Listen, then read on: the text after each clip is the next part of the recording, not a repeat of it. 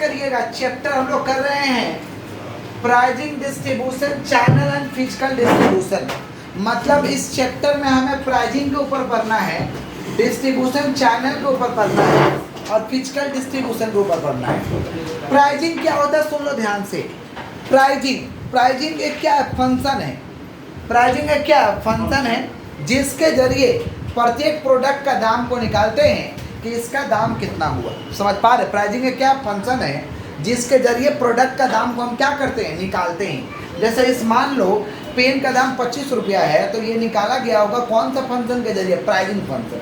कौन सा function, pricing function. तो प्राइजिंग क्या भाई, pricing is the function of determining the product value in monetary terms.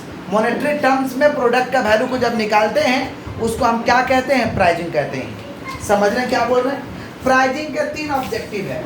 Objective of pricing, objective of pricing, pricing के 3 ही objective है। अच्छे से सुनिएगा। ऑब्जेक्टिव के प्राइजिंग के 3 ऑब्जेक्टिव है। पहला प्रॉफिट ओरिएंटेड। पहला कौन सा ओरिएंटेड है भाई, प्रॉफिट ओरिएंटेड। जब आप प्राइस को तय कर रहे हैं तो हमें कितना लाभ कमाना है वो आपको ध्यान रखना होगा, क्योंकि बिजनेस में लाभ ही तो होता है। बिजनेस क्यों करते हैं, लाभ कमाने के लिए। तो पहला कौन सा ओरिएंटेड है, प्रॉफिट ओरिएंटेड। दूसरा, हम जो प्रोडक्ट का प्राइसिंग तय कर रहे हैं वो प्रोडक्ट बिक जाना चाहिए, सेल्स ओरिएंटेड। ऐसा प्राइस मत तय कर दो कि बिके ही ना। समझ रहे? प्रोडक्ट का प्राइस को तय करते समय हमें ध्यान रखना चाहिए कि हमारा प्रोडक्ट क्या हो जाना चाहिए, बिक जाना चाहिए। समझ रहे? ऐसा हम प्राइस तय कर दिए कि प्रोडक्ट नहीं बिक रहा है तो ये मुश्किल काम हो जाएगा। इसको हम क्या कहेंगे, सेल्स ओरिएंटेड। तो प्राइसिंग का पहला ऑब्जेक्टिव क्या है, प्रॉफिट ओरिएंटेड। दूसरा ऑब्जेक्टिव क्या है भाई, सेल्स ओरिएंटेड। तीसरा ऑब्जेक्टिव है स्टेटस ओरिएंटेड। स्टेटस ओरिएंटेड का मतलब होता है कि मार्केट में हमारा जो करंट पोजीशन है वो हमारा करंट पोजीशन क्या होना चाहिए, मेंटेन होना चाहिए। हमारा पोजीशन क्या रहे, मेंटेन रहे। देखिएगा कोई ऐसा कंपनी होता है जो प्रोडक्ट का प्राइस शुरू में कम रखता है और अचानक से बहुत ज़्यादा बढ़ा देता है। बहुत ज़्यादा बढ़ा देगा ना तो कस्टमर बेस उसका कम हो जाता है, क्योंकि अचानक से उतना प्राइस को लोग लाएंगे कहाँ से। समझ रहे हैं क्या बोल रहे हैं? तो मार्केट में करंट पोजीशन को बनाए रखने के लिए आपको ये स्टेटस ओरिएंटेड का आपको बात को ध्यान में रखना होगा। चैप्टर हम लोग क्या कर रहे हैं भाई, प्राइसिंग। क्या कर रहे हैं? तो प्राइसिंग क्या है, फंक्शन है जिसके जरिए प्रोडक्ट का दाम को निकालते हैं। प्रोडक्ट का दाम को क्या करते हैं, निकालते हैं। जैसे मान लो ये प्रोडक्ट का दाम 25 रुपया। समझ रहे? अब प्राइसिंग तय करते समय प्राइसिंग का कुछ ऑब्जेक्टिव होता है, उसको ध्यान में रखना होगा। पहले प्रॉफिट ओरिएंटेड, हमें लाभ होना चाहिए। हमें लाभ होना चाहिए, 1 रुपया लाभ हो, 8 आना लाभ हो, 10 पैसा लाभ हो, बट लाभ होना चाहिए। दूसरा सेल्स ओरिएंटेड, जो हम प्राइस तय कर रहे हैं उस प्राइस पे क्या होना चाहिए, हमारा प्रोडक्ट बिक जाना चाहिए। इसको हम क्या कहते हैं, sales oriented.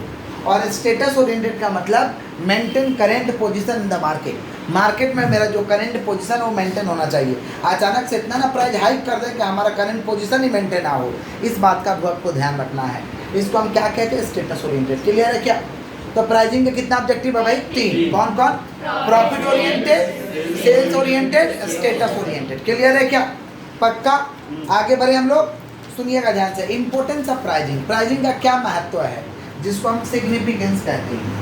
Importance of pricing, या इसको हम कहेंगे significance of pricing. Importance of pricing, soon low. Importance of pricing, pricing का इंपॉर्टेंस है पहला प्रॉफिट मार्जिन। ये प्रॉफिट मार्जिन को हमारा दिखाएगा, प्रॉफिट मार्जिन को बताएगा कितना प्रॉफिट मार्जिन है।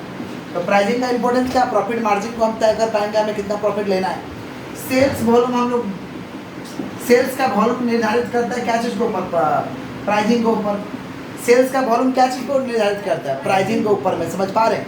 पोजीशन भी आपका निर्धारित करता है। पोजीशन माने मार्केट में आपका कितना बिकता है माल। समझ पा रहे? किस किस जगह बिकता है। समझ रहे? इसको कहते हैं पोजीशन। क्या कहते हैं हम लोग, पोजीशन भी तय होता है प्राइसिंग से। और क्या, आपका मार्केट शेयर, मार्केट का कैप्चरिंग होगा आपके प्राइसिंग के ऊपर ही। मार्केट शेयर, मार्केट शेयर मतलब हमारा किस किस जगह में, किस किस एरिया में माल बिकता है, इसको क्या कहते हैं, मार्केट शेयर। क्या कहते हैं? तो प्राइसिंग के इंपॉर्टेंस क्या है भाई, profit margin, sales volume, position, market share. बोलो क्या बोले, प्राइसिंग के इंपॉर्टेंस क्या है, बारह क्या, sales volume, position, market share. किसका बात कर रहे हैं हम लोग, importance of pricing. Importance of pricing, सुनिए ध्यान से। Factor affecting price of a product, factors affecting price of a product. मतलब जब आप प्राइस को तय कर रहे हैं ना प्रोडक्ट का, तो कुछ फैक्टर्स को आपको ध्यान में रखना होगा, कुछ बातों को आपको दिमाग में रखना होगा। कुछ बातों को क्या करना होगा, दिमाग में रखना होगा। जब आप प्रोडक्ट का क्या तय कर रहे हैं, प्राइस को तय कर रहे हैं, प्रोडक्ट का प्राइस को तय कर रहे हैं। देखना किसी चीज़ का दाम तय करोगे ना तो दिमाग में बहुत कुछ चलेगा, दे देगा लो ना, हो जाएगा ना, हम सर्वाइव कर जाएंगे ना, मेरा बिकेगा ना, बहुत सारा बात आपके दिमाग में चलता है। तब जाके प्रोडक्ट का प्राइस को हम क्या करते हैं, तय करते हैं। समझ पा रहे हैं? तो factor affecting price of a product, किसी प्रोडक्ट का प्राइस को तय करने के लिए कौन कौन से बातों को आपको ध्यान में रखना होगा। तो मुख्य रूप से दो बात को ध्यान में रखना होगा, एक है इंटरनल फैक्टर्स और एक है एक्सटर्नल फैक्टर्स। बोलो क्या बोले हैं, इंटरनल फैक्टर्स, एक्सटर्नल फैक्टर्स। बोलो क्या बोले हैं, इंटरनल फैक्टर्स, और दूसरा नंबर में क्या है, एक्सटर्नल फैक्टर्स। इंटरनल फैक्टर्स में पहले ध्यान में रखो कॉस्ट, कि हमको लागत कितना आ रहा है, एक्चुअल में कितना खर्चा लग रहा है, ये बात को ध्यान में रखो। कॉस्ट कितना लग रहा है ये ध्यान में रखो, नहीं तो घाटा लग जाएगा ना। कॉस्ट को ध्यान में नहीं रखोगे तो क्या है, घाटा लग जाएगा। तो इंटरनल फैक्टर में सबसे पहले क्या देखेंगे, कॉस्ट को आप ध्यान में रखिए कि आखिरकार कितना लग रहा है। फिर अपने बिजनेस का ऑब्जेक्टिव को देखिए, समझ पा रहे हैं, ऑब्जेक्टिव को ध्यान में रखिए कि आपका ऑब्जेक्टिव क्या है, किस लिए आप बिजनेस कर रहे हैं, आपका उद्देश्य क्या है। हर बिजनेस ऑर्गेनाइजेशन का क्या होता है, उद्देश्य होता है, उस ऑब्जेक्टिव को आप ध्यान में रखिए। समझ पा रहे हैं क्या बोल रहे हैं। फिर इमेज को ध्यान में रखिए, image of the form, business का इमेज जो है वो बरकरार है, उसको ध्यान में रखिए, समझे। प्रोडक्ट लाइफ साइकिल को ध्यान में रखिए, प्रोडक्ट लाइफ साइकिल, अगर मान लो प्रोडक्ट का शुरू इंट्रोडक्शन स्टेज, माना शुरुआत है प्रोडक्ट का, तो प्राइस कम रखो तभी ना बिकेगा। प्रोडक्ट लाइफ साइकिल को आप ध्यान में रखो, समझे क्या बोले ये। अच्छा, क्रेडिट पीरियड ऑफर, कितना दिन का बाकी देना पड़ता है, बाकी देंगे तो कॉस्ट को ध्यान रखना होगा। देखना बाकी खरीदिएगा ना थोड़ा महंगा आपको देगा, क्यों, क्योंकि आप बाकी ले रहे हैं, बहुत दिन बाद पैसा देने वाले हैं। तो क्रेडिट पीरियड ऑफर, कितना दिन का हमें बाकी देना पड़ता है, ये बात को आपको ध्यान में रखना होगा जब आप किसी प्रोडक्ट का प्राइस को तय कर रहे हैं। तो क्या क्या चीज़ को ध्यान में रखना होगा, कॉस्ट, कितना कीमत पड़ रहा, आपका ऑब्जेक्टिव क्या है वो देखिए, आपका बिजनेस का इमेज क्या है, और क्या product life cycle, credit period offer, आपको कितना दिन का बाकी देना पड़ता है, आपको कितना दिन का बाकी देना पड़ता है। सारे के सारे इंटरनल फैक्टर्स है। एक्सटर्नल फैक्टर्स में आएगा कंपटीशन को ध्यान में रखिए। एक्सटर्नल फैक्टर्स में क्या आएगा, कंपटीशन, देखिए आपका कंपटीटर कितना में बेच रहा है, समझे। कंपटीशन को आपको ध्यान में रखना होगा कि आपका कंपटीटर कितना में बेचता है प्रोडक्ट को, समझ रहे हैं। फिर आप कंज्यूमर को ध्यान में रखिए कि हमारा कस्टमर कितना पे प्रोडक्ट को ले लेगा, कितना पे देगा, बाप का राज नहीं है।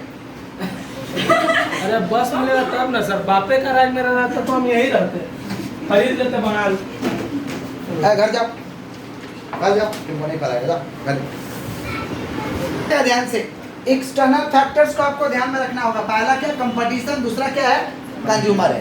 कंपटीशन का मतलब क्या है, आपको देखना पड़ेगा कि भाई हमारा कंपटीटर कितना प्राइस को तय करता है, समझ पा रहे हैं क्या बोल रहे हैं, कितना प्राइस लेता है, ये आपको ध्यान में रखना होगा। दूसरा आपको कस्टमर को ध्यान में रखना होगा। ये सारे के सारे कौन सा फैक्टर्स है, एक्सटर्नल फैक्टर्स है। चलिए आगे बढ़ते हैं। सुनिए, प्राइसिंग का कुछ स्ट्रेटेजी है, स्ट्रेटेजी ऑफ प्राइसिंग। अच्छे सुनिए, स्ट्रेटेजी ऑफ क्या, प्राइसिंग, अच्छे से सुनो। स्ट्रेटेजी ऑफ क्या बोलिए, प्राइसिंग। प्राइसिंग का स्ट्रेटेजी है, पहला आपका पेनिट्रेशन प्राइसिंग। बोलो क्या बोले, पहला हम लोग का पेनिट्रेशन प्राइसिंग का मतलब होता है मार्केट को हमें पेनिट्रेट करना है। पेनिट्रेशन का मतलब होता है कि आप प्रोडक्ट को लो प्राइस में दो, प्रोडक्ट को क्या दो, लो प्राइस में, ताकि मार्केट ज़्यादा कैप्चर हो। जैसे जियो आया था, जियो लो प्राइस का फ्री में दे दिया था। फ्री में देने के पीछे क्या ऑब्जेक्टिव था, कि ज़्यादा लोगों के पास सिम जाए, ज़्यादा लोगों के पास सिम जाएगा तो रिचार्ज का ज़्यादा डिमांड होगा। समझ पा रहे हैं, मार्केट में हम ज़्यादा कैप्चर करेंगे शेयर को, ज़्यादा मार्केट को हम कैप्चर कर पाएंगे। ये होता है पेनिट्रेशन प्राइसिंग। कौन सा प्राइसिंग होता है, पेनिट्रेशन। कौन सा प्राइसिंग होता है, समझ रहे हैं क्या बोल रहे हैं। नेक्स्ट है हम लोग का इकोनॉमी प्राइसिंग। पहला क्या बताओ, पेनिट्रेशन, माने लो प्राइस तय करो। जैसे रिलायंस का जब भी कोई प्रोडक्ट आता है तो इसी प्राइसिंग से आता है, समझ रहे क्या बोल। जैसे स्मार्ट का पहले कार्ड चलता था, रिलायंस का स्मार्ट का सिम चलता था, वो लोग भी ऐसा प्राइसिंग को लेके आया था, फ्री कर दिया था, out going in going life time वाला कंसेप्ट लेके आया था, उसका भी खूब चला था उस टाइम। समझ पा रहे हैं। यह मोबाइल लेके आया था लोग 500 में, सबको मोबाइल देने का टारगेट था। समझ पा रहे हैं क्या बोल रहे हैं। इसको हम कहते हैं पेनिट्रेशन। क्या कहते हैं हम लोग? पेनिट्रेशन प्राइसिंग का मतलब क्या होता है कि लो प्राइस चार्ज करो। कौन सा प्राइस चार्ज करो? लो प्राइस को आप चार्ज करें। समझ पा रहे क्या? जैसे जियो आया तो क्या किया, मार्केट को पूरा पेनिट्रेट कर दिया, ऐसा एकदम 2-3 महीने ऐसा फ्री किया कि कुछ कंपनी तो बंद ही हो गया, बंद करके चला गया। समझ रहे? कुछ कंपनी टिका। समझ रहे हैं क्या बोल रहे हैं? उसको भी मुश्किल कर दिया था टिकना। किसका बात कर रहे हैं हम लोग? पेनिट्रेशन। किसका बात कर रहे हैं? नेक्स्ट है इकोनॉमी प्राइसिंग। इकोनॉमी प्राइसिंग का मतलब होता है शुरुआत का कुछ सीट सस्ता में भर लो। शुरुआत का कुछ सीट सस्ता में भर लो, देखो सीट कम हो गया है। इकोनॉमी प्राइसिंग का मतलब इतना सीट भर लो कि कमाई हो जाए, दिक्कत ना हो। फिर मिडिल वाला जो सीट भरो थोड़ा हाई प्राइस पे भरो, और लास्ट वाला जो सीट भरो उसको प्रीमियम प्राइस पे भरो, ज़्यादा पैसा लेके भरो। इसको हम क्या कहते हैं? Economy pricing. इसको हम क्या कहते हैं? Economy pricing. पहला कौन सा प्राइसिंग है बताओ? पेनिट्रेशन। दूसरा कौन सा प्राइसिंग है? इकोनॉमी। पहला कौन सा प्राइसिंग? दूसरा कौन सा है? इकोनॉमी। इकोनॉमी प्राइसिंग माने समझ पा रहे हो? इकोनॉमी माने शुरुआत में आप क्या करो? कम पे कर लो। समझ पा रहे हैं क्या बोल रहे कि नहीं समझ पा रहे? फिर क्या करो? मिडिल में प्राइस को हाई कर दो। मिडिल में प्राइस को क्या करो? और लास्ट में जैसे एयरलाइंस करता है, आप एयरलाइंस में शुरुआत में लीजिएगा ना आपको सस्ता टिकट मिलता है, बीच में लीजिएगा तो थोड़ा और आपको पैसा देना होगा, और लास्ट में लीजिएगा तो प्रीमियम। रेलवे भी आजकल कर रहा है, शुरुआत में सस्ता मिलेगा, समझे? तत्काल का थोड़ा उससे ज़्यादा लगेगा, प्रीमियम तत्काल का उससे भी ज़्यादा लगेगा। समझ रहे हैं क्या बोल रहे हैं? इसको हम क्या कहते हैं? Economy pricing. क्या कहते हैं? समझ पा रहे हैं क्या बोल रहे हैं? ये ऐसे कहते हैं नो फ्री लो प्राइस। हमेशा आपसे लो प्राइस नहीं चार्ज किया जाएगा। No free low price. No free कौन सा प्राइस? लो प्राइस। तो पहला कौन सा प्राइसिंग है बताओ? पेनिट्रेशन। पहला कौन सा प्राइसिंग है? दूसरा कौन सा प्राइसिंग? इकोनॉमिक प्राइसिंग, जिसको हम क्या कहते हैं? No free low price. No free low price. समझ पा रहे हैं क्या बोल रहे हैं? उसके बाद नेक्स्ट हम लोग का psychological pricing. Use psychological pricing 3 number में हम लोग का है। यूज साइकोलॉजिकल प्राइसिंग को आप इस्तेमाल करिए। मतलब 999 रुपये में बेचिए, 1 रुपया कम करके दीजिए। लोगों को लगता है कि 999 में 1000 नहीं, 1000 ही लेंगे, 1 रुपया कम दे।